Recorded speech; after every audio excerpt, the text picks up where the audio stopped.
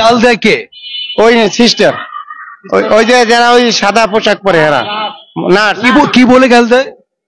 Mother চোদ্দরা গ্রাম থেকে আসছো, টাকা নিয়ে আসো না, 2 টাকা 5 টাকার জন্য পাও ধরতে আইসো বাইরা কারদারিয়া। তখন টাকা যা ছিল সব পুড়িয়ে গেছে, মানে 30,000 টাকা আমার জামাই দেয়াইছে।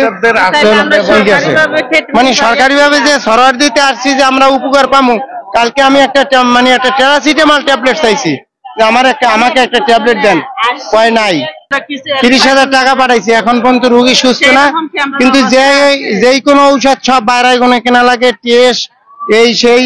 এখানে মানে 5 নম্বরে সকালে 1,000 টাকা দিছি, আবার উপরে 5,000 টাকা, মানে ডাক্তারে ক্লিপ বসাইছে ওই যে খাবারের রগে।